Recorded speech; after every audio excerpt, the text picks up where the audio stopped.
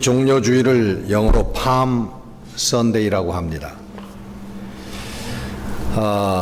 여러분 너무나 잘 아시지만 이 팜 선데이 종료주일의 기원은 우리 예수님께서 죽음을 예견하시고 마지막 예루살렘 성으로 입성을 하실 때에 그동안 예수님을 존경하고 예수님을 사모하고 사랑하던 사람들이 또 예수님의 소문을 듣고 그를 또 흠모하던 사람들이 종려나무 가지를 꺾어서 우리 호산나 주의 이름으로 오시는 이여 하고 우리 예수님을 환영했던 그런 곳에서 이 이름이 유래가 되었습니다.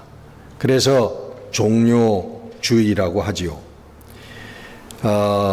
이 종료주일은 고난주간이 시작되는 그러한 주일입니다. 그런데 이 종료주일을 고난주일이라고 하지 않고 이 종료주일이라고 이름하는 이유는 이 예루살렘 성이 BC 175년에 안티오코스 네파네스 그 장군에 의해서 로마 장군에 의해서 그 함락이 됐었습니다. 근데 이 에피파네스 장군이 유대교와 이스라엘 민족의 정신을 말살하기 위해서 예루살렘에 있었던 그 예루살렘 성전, 그 이스라엘 백성들의 신앙적인 지주가 되었던 예루살렘 성전에 제우스 신에게 바치는 그런 그 제사의 형식으로 제사를 드리고 돼지고기를 그 성전에 갖다가 놓고 그리고 예루살렘의 그 많은 방들을 그 공인된 매음굴로 만들어 버리고 말았어요. 예루살렘 성전이 철저하게 더럽혀진 그러한 사건이 있었습니다. 그래서 여러분 잘 아시지만 그 이후에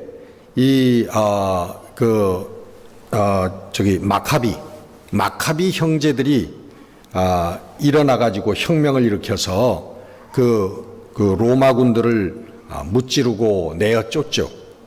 그래서 그 예루살렘 성전을 이 마카비 형제들이 회복을 합니다. 그래가지고 백성들이 그날에 그 더럽혀졌던 성전을 종려나무 가지를 꺾어가지고 그 종려나무 가지로 쓸고 닦고 청소를 했다고 그래서 그 종려나무 가지를 상징하는 의미에서 우리 이 고난주일이라고 부르지 않고 종료주일이라고 저희들이 부르는 것입니다. 그래서 그 의미에는 성전을 청결케 하는, 다시 말하면 신앙을 왜곡되어졌던 우리의 신앙을 바로잡고 성결하게 하는, 그리고 또 신앙의 회복과 승리를 상징하는 의미가 거기에 있는 것입니다. 이 종료주일은 여러분 잘 아시다시피 우리 예수님께서 메시아임을 또 선포하시는 그러한 의미가 있습니다. 우리 예수님께서는 성경을 보면 자기 자신을 Son of Man, 인자라 그렇게 부르시면서 제자들에게도 마태복음 16장에 보면 그 베드로의 신앙 고백 후에 예수님께서 다른 사람들에게 이것을 알리지 말아라 하고 제자들에게 부탁하시고 경고하시는 그런 장면이 나옵니다. 평생 동안 예수님께서 공생애 동안 자신을 메시아라고 천명하신 적이 없고 자신을 그렇게 부르신 적이 없습니다.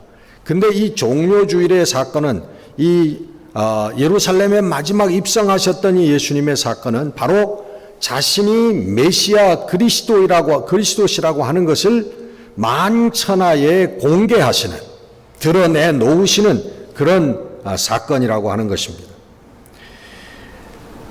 그 첫째 그 선포로 예수님께서는 나귀를 타셨습니다.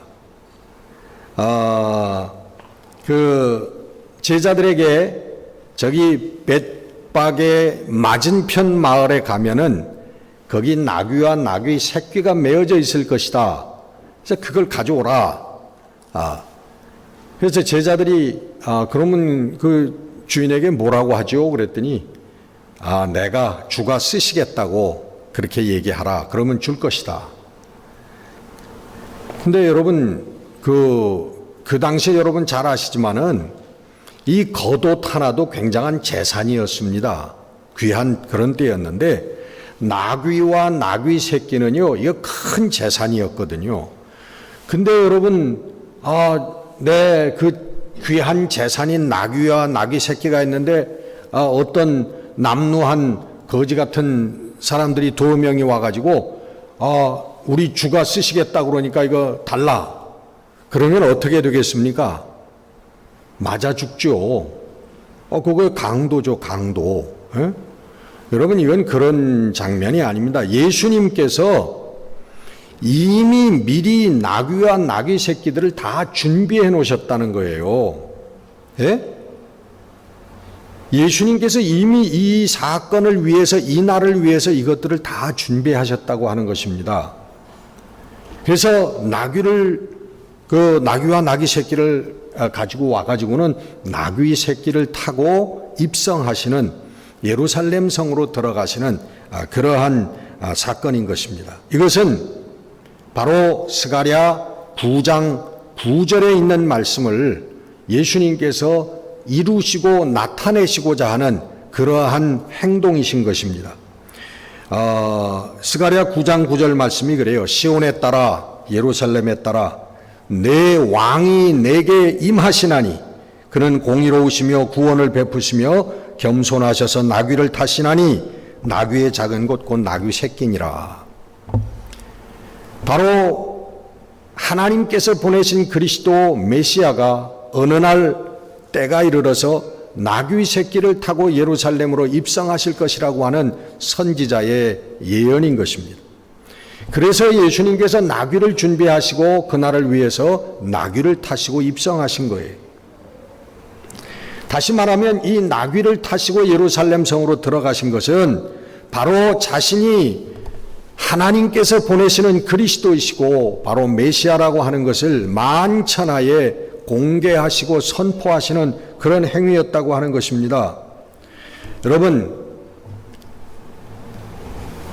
스가랴 9장 9절에 너희 왕이 예루살렘의 딸들아 시온의 딸들아 너희 왕이 내게 임하신다. 왕이 임하신다고 하는데 여러분, 왕이라고 하는 것은 나라와 백성이 있어야 되는 거예요. 나라가 있어야죠. 근데 예수님은 이 땅에 나라가 없는 분입니다. 예수님은 이 나라의 임금이 아니에요. 이 땅에 지리적으로 물질적으로 경계가 되어 있는, 소유가 되어 있는 그런 나라의 임금이 아니시라는 거죠. 예수님께서 분명히 그런 말씀을 하셨습니다. 내 나라는 이 땅에 속한 것이 아니다. 내 나라는 이 세상에 속한 것이 아니다. 그렇게 말씀을 하셨잖아요. 예수님께서 가지신 나라는 바로 오늘 겸비의 나라, 그리고 사랑으로 말미암아, 믿음으로 말미암아 이루어지는 사랑의 나라, 평화의 나라, 곧 하나님의 나라를 의미하는 것입니다. 그 나라의 왕이시라는 거예요. 예수님께서는. 여러분, 사단의 나라라고 얘기하잖아요. 우리 예수님께서 이 땅에 오신 이유가 요한일서 3장 8절에 보면 마귀의 일을 멸하려 오셨다. 하나님의 아들에 나타나심은 마귀의 일을 멸하러 오셨다. 파괴하러 오셨다. 없이 하려 오셨다. 그렇게 말씀하고 계시는데 이 나라가 사단의 나라라는 것이죠. 여러분, 사단의 나라가 어떤 나라입니까? 사단의 나라는 눈에 보이는 나라고 우리 손으로 만질 수 있는 나라가 사단의 나라예요. 우리 인간의 이기심과 욕심으로 이루어지는 나라가 사단의 나라라는 거예요.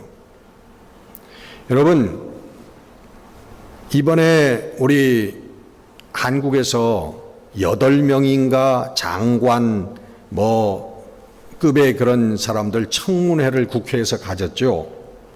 근데 놀랍게도 그 8명 중에 단 한 명도 법을 위반하지 않은 사람이 한 사람도 없었다는 거예요. 심지어는 그 헌법재판관, 우리나라 전체의 마지막 법을 결정할 수 있는 그 사람까지도 저는 욕심과 이기심의 사람이었다라고 하는 것이 그냥 명명백백하게 이렇게 밝혀지지 않아요.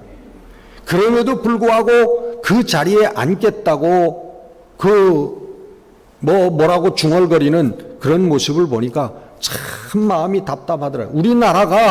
우리나라의 정치 지도자들의 수준이 이 정도밖에 되지 않는 거예요. 그저 자신의 안락과 자신의 출세를 위해서는 법을 어기는 것도 다반사로, 다른 사람들도 다 그러는데 왜 나라고 못하겠느냐, 투기하고 또 불법적으로 주소를 이동하고 자녀들을 좋은 학교에 보내기 위해서. 여러분, 이건 우리나라만의 문제가 아니에요. 미국도 마찬가지입니다. 여러분, 이기심을 벗어버리지 못하고 욕망에 쌓여있는 사람들이 정치 지도자들이에요. 그들이 사회의 지도자들이란 말이에요. 교육의 지도자들이고 군사의 지도자들이고 경제의 지도자들이에요. 그럼 그 결과는 뭐예요? 만들어내는 것은 사단의 나라는 것입니다. 우리의 욕심과 이기와 경쟁심을 통해서 이루어지는 나라들, 그것은 이 땅의 사단의 나라들이라는 거예요. 예수님께서 바로 그 나라들을 겸비와 믿음과 사랑으로 그 나라들을 파괴하고 하나님의 나라를 선포하기 위해서, 만들어 주시기 위해서 오셨다는 것입니다. 여러분, 오늘 본문 말씀에 예수의 마음을 가져라, 그런 말씀을 하지 않습니까? 그 예수님의 마음을 설명합니다. 자기를 비우어서 종의 형체로, 사람의, 하나님이셨지만은 사람의 종의 형체로, 사람의 형체로 오셔서 죽기까지 하나님의 말씀에 순종하신 것, 이게 예수님의 마음, 곧 예수님의 삶이었다라고 우리들에게 말씀하고 있는 것입니다. 그래서 여러분, 이 예수님을 믿음으로 말미암아 우리의 이기와 욕망의 삶을 극복하는 자마다 바로 예수님을 왕으로 모시는 하나님 나라의 백성과 자녀들이 된다고 하는 것입니다. 여러분, 이 예수님께서 예루살렘에 입성하신, 나귀를 타고 입성하신 것은 여러분, 믿음의 마지막 완성을 우리들에게 보여주시는 사건입니다. 여러분, 이것은 이 나사렛이라고 하는, 그리고 그 나사렛 동네, 가버나움의 동네, 여러분, 그 예루살렘에서 상당히 멀리 떨어져 있는 초원, 무명의 땅에서, 무명의 선지자로 여러분 3년 동안 하나님의 말씀을 전했던 그 분이 예루살렘을 향해서 나귀를 타고 입성하셨다고 하는 것은, 예루살렘은 여러분 이스라엘의 상징이고 유대교의 본산입니다. 거기에는 산헤드린 공회가 있는데, 공회, 거기에는 대제사장들이 있고요, 제사장들이 있고요, 서기관들이 있고요, 신학자들입니다. 그리고 바리새인들이 있고요, 그리고 부자들이 있는, 여러분 그 공회 앞에서는 이스라엘 유대인이라고 하면은 숨조차 크게 쉴 수 없는 아주 위엄과 권세가 있는 곳이라는 거예요. 다시 말하면 예수님께서 예루살렘 그 엄숙하고 무시무시하고 권세로운 그 예루살렘을 향하여 나귀를 타고 들어가셨다라고 하는 것은 제도화된 종교에 대해서 예수님께서 흔드시는 깃발, 진리의 깃발을 의미하는 것입니다. 여러분, 유대교라고 하는 것은 여러분이 잘 아시다시피 그 당시에 물질과 숫자와 그리고 제도화의 권위로 아주 그냥 무장해 있던 그런 종교였습니다. 그것은 하나님의 생명을 잃어버린 종교였습니다.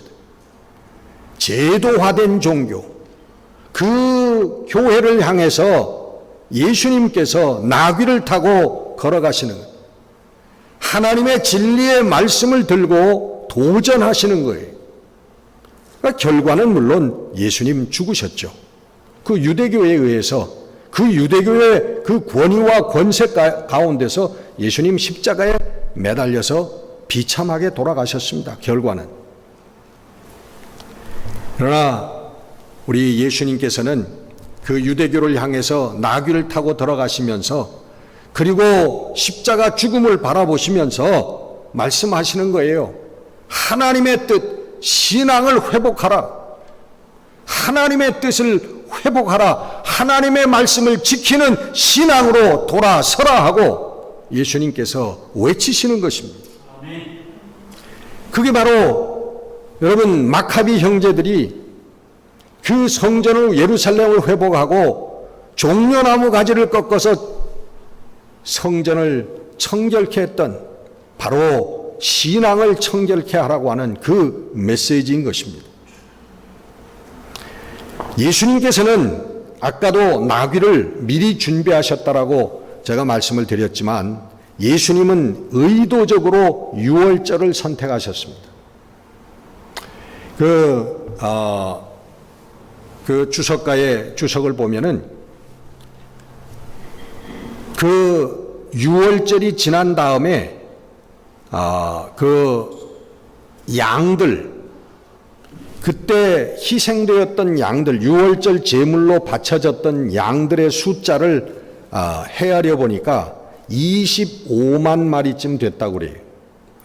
그런데 양 한 마리를 한 사람이 드리는 게 아니라 드리는 사람도 있지만 그걸 쪼개가지고 부분 그래서 10사람이 양 하나를 드렸다라고만 계산을 해도 그 당시에 예루살렘의 유월절에 모여들었던 사람들의 숫자가 몇 명? 뭐 우리 성도들은 숫자에 관심이 없으시니까 한 250만 명 정도 됐다는 거죠. 어마어마한, 그 옛날에 어마어마한 숫자죠.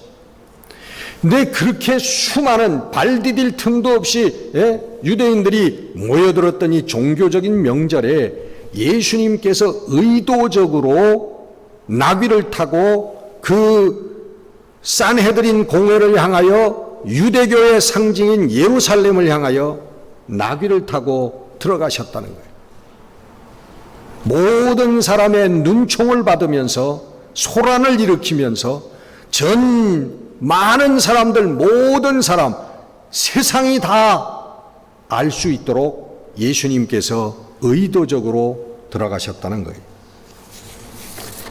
다시 말하면 예수님께서는 자신이 바로 하나님의 뜻으로 오신 그리스도 메시아라고 하는 것을 온 세상, 온 유대민족들에게 선포하셨다는 것입니다. 그것은 여러분 위대한 신앙의 승리인 것입니다. 예수님께서는 생애 2번 응답이 없는 순간이 있었습니다. 예수님께서 기도하셨는데 응답받지 못한 순간, 예수님 그런 말씀하셨죠. 나사렛 나사로의 무덤 앞에 서서 사람들 앞에서 사람들에게 교훈을 주시기 위해서 그러셨습니다. 아버지, 늘 제 기도를 들어주심을 제가 압니다. 감사합니다. 그리고 저는 나사로의 무덤을 향해서 나사로야 나오너라 그렇게 말씀을 하셨어요. 언제나 예수님의 말씀을 들으시고 언제나 교감하시고 언제나 하나님 응답해 주셨던 하나님, 예수님 생애에 2번 응답하지 않은 순간이 있습니다. 그 첫 번째 순간은 겟세마네에서 예수님께서 아버지께서는 모든 것이 가능하십니다. 이 죽음의 잔이 내게서 지나갈 수 있도록 해 주시옵소서 기도하실 때 하나님은 응답하시지 않았습니다. 하나님은 음성이 들려오지 않았습니다.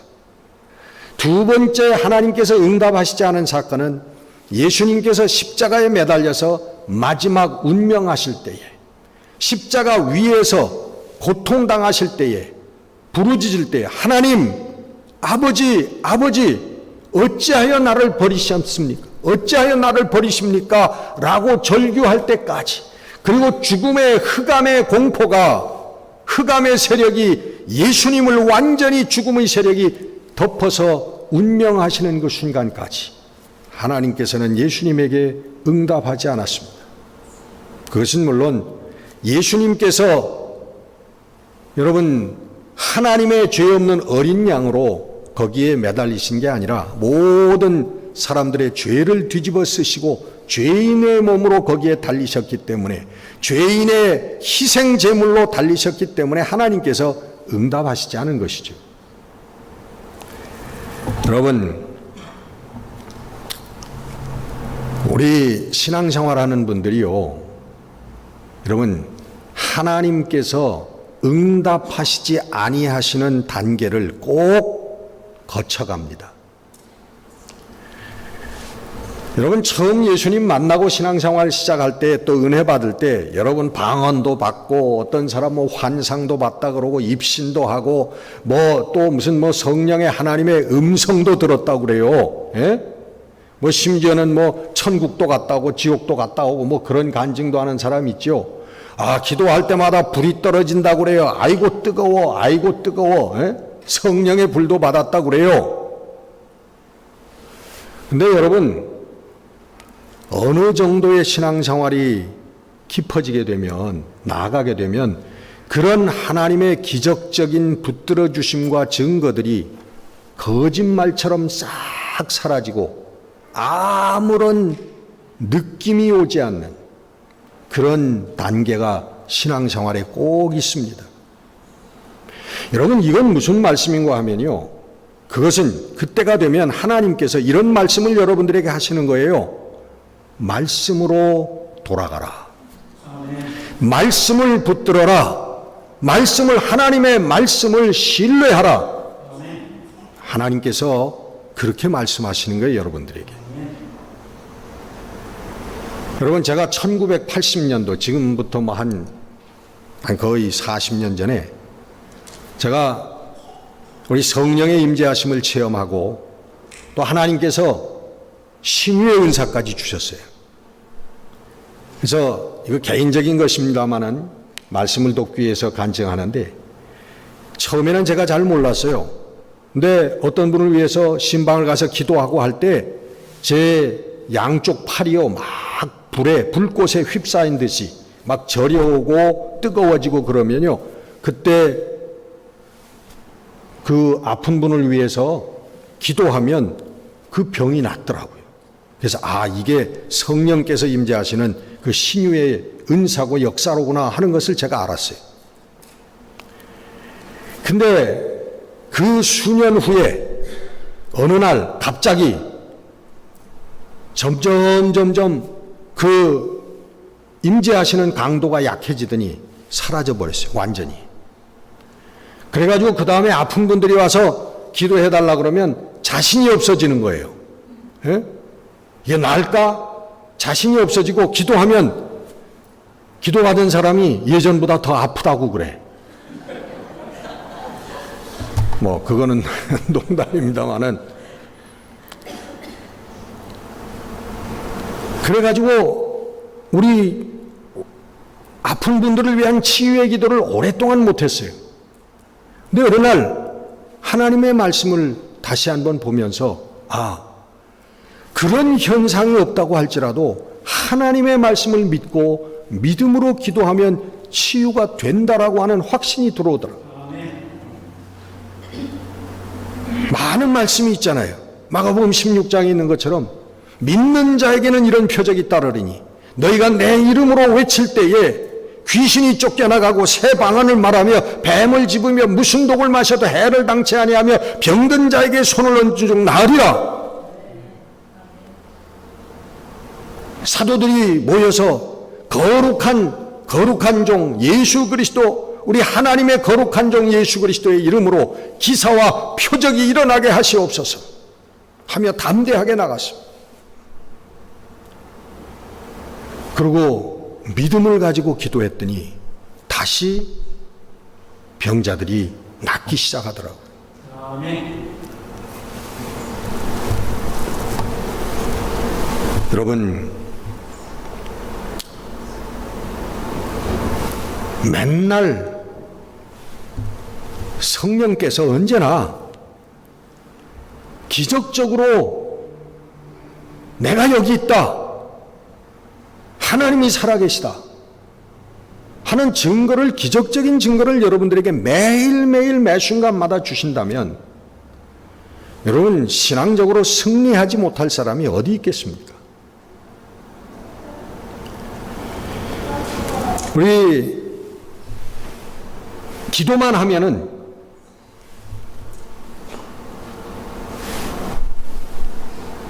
놀라운 사건들이 눈에 막 보이고, 어떤 그 무당은 그러더라고요. 기도하면 동자가 나타나서 어떤 어린아이가 나타나가지고요, 다 보여준대. 어디로 가라, 뭐 그런 얘기도 해주고. 그러니까 우리 기도만 하면 성령님이 나타나서 야, 이번에 이사 갈 때 남쪽으로 가라, 물 건너가지 말아라. 우리 성령님이 그렇게 가르쳐 주신다면, 그리고 그 인간하고는 사귀지 말아라, 나쁜 놈이다, 다 가르쳐 주시고. 그러면 여러분, 안 믿을 사람이 어디 있어요? 그리고 또 강권적으로 말이죠, 우리 성령께서 우리가 나쁜 짓 하면은 뭐 이빨을 하나씩 부러뜨리신다든가, 또 가라고 하는데 안 가시고 다른 데 가면은 그 갈 때마다, 나쁜 짓 할 때마다 손가락을 하나씩 부러뜨리신다든가, 그러면 강권적으로 오시면 아이고, 안 믿을 사람이 어디 있습니까? 안 따라갈 사람이 어디 있겠냐고요. 우리 예수님께서 예루살렘의 그 죽음을 보시면서, 바라보시면서 입성하신 것은, 그리고 마지막 순간까지 죽음의 흑암의 권세가 덮쳐올 때 하나님의 음성이 들리지 않고 하나님의 붙들어 주심이 체험되지 아니할 때도 하나님 믿음으로 다 이루었다, 하나님 내 영혼을 하나님께 맡깁니다 라고 믿음의 고백을 하시고 돌아가실 수 있는 것은 여러분, 믿음의 신앙의 위대한 승리라고 하는 것입니다.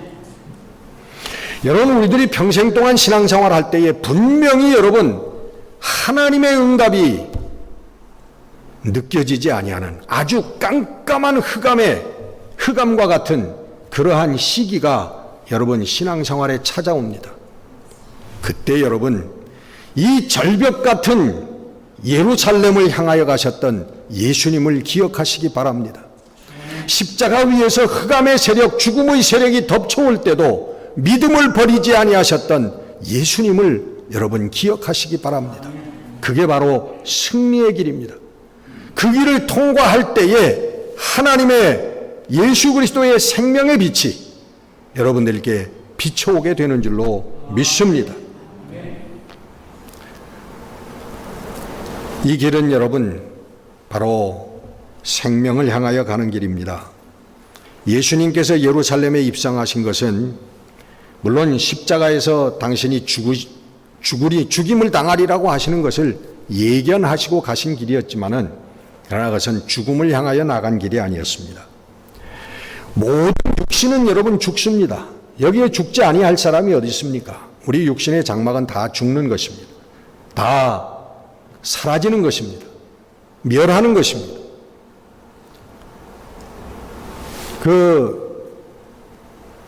이 죽음의 권세가 바로 사단의 최고의 그 권세, 능력인데, 얼마 전에 우리나라 갑질로 유명하고 시끄러웠던 조모 회장, 비행기 회사의 회장이 미국에서 죽지 않았습니까? 얼마나 시끄러웠습니까? 그분과 그의 가족들 때문에 참 오랫동안 시끄러웠는데, 그분이 다 죽고 나니까 아무 소리가 없어지는 거예요. 이제 그는 아무 말이 없어요. 그리고는 이제 서서히 그는 잊혀져 가는 것입니다. 어느 집사님이 그런 얘기를 해요. 자기 대학교 다니는 아들이 한번 그렇게 물어보더래요. 미국에서 태어난 아들이죠. 아빠, 박정희 대통령이 누구야? 박정희가 여자야? 근데 그 설명을 하려니까 영어도 딸리고. 근데 갑자기 그때 그 당시에 붙잡혀가지고 머리도 깎이고 데모하다가 얻어맞은 그런 생각이 나면서 열이 확 받쳐가지고서는, 야, 그런 사람이 있어. 그러고선 지나갔대요. 여러분, 여기 박정희 대통령 모르는 사람이 있겠습니까? 근데 잊혀져 가는 거예요. 잊혀져 가는 거예요. 언젠가는 우리 목사들의 설교 속에서나 가끔씩 예화로 등장하는 그런 사람이 될지도 모릅니다. 천하, 왕후, 장상들이 다 죽어갔고 다 잊혀져 갔습니다. 육신의 길은 여러분 죽는 길이고 잊혀져 가는 길이에요. 인디언들의 속담에 사람이 죽는 것은 잊혀지는 것이다 라고 하는 속담이 있다 그래요. 잊혀져야 그 사람이 죽은 거래요. 우리들도 잊혀져 갑니다. 얼마나 많이 돈을 번 사람, 얼마나 많은 높은 우리 벼슬을 한 사람, 어떤 사람일지라도 잊혀져 가는 거예요. 그러나 예수님은 그 육신에 잊혀져 가는 죽음의 길을 걸어가신 게 아니에요.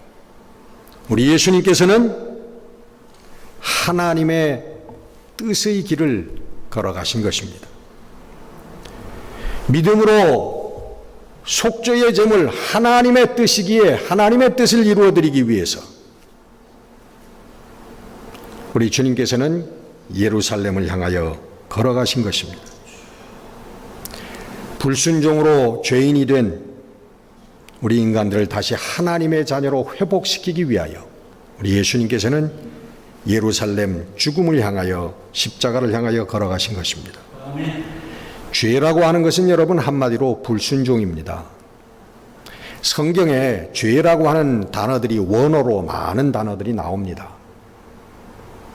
제가 그저 책에서 본 것만 해도 16가지인가가 되는데 죄라고 하는 헬라어 단어가 그렇습니다. 그 중에 제일 많이 쓰이고 보편적인 단어가 뭐냐면 하마르티아라고 하는 단어예요.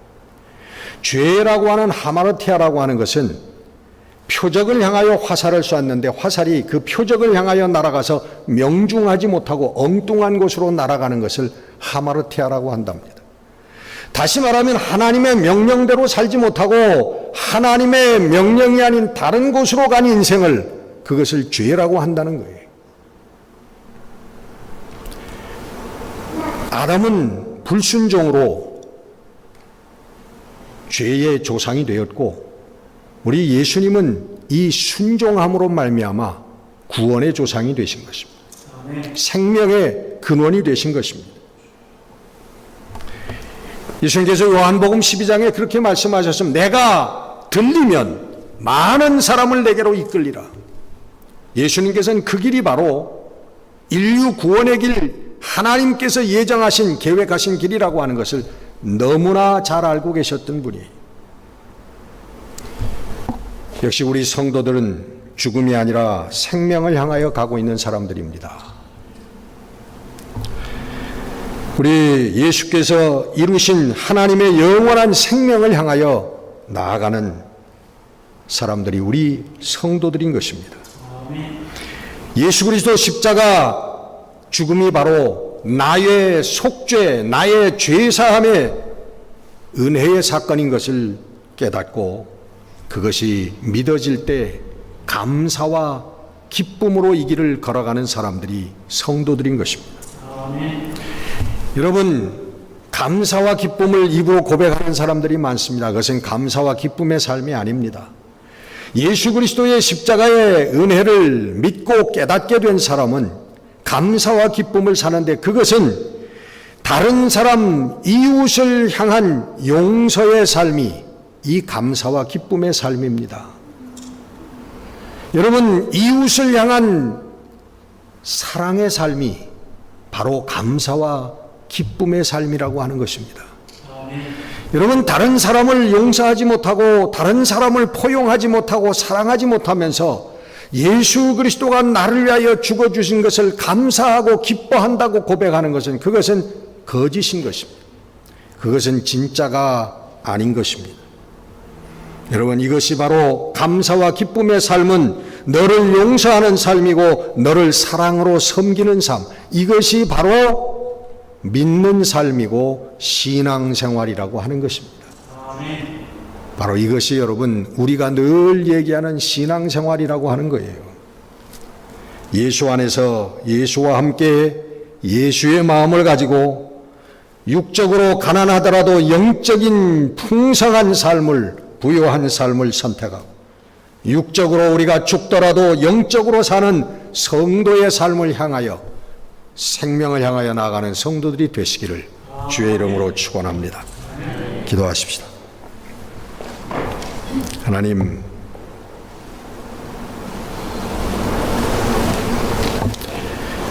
오늘 우리 주님께서 철벽 같은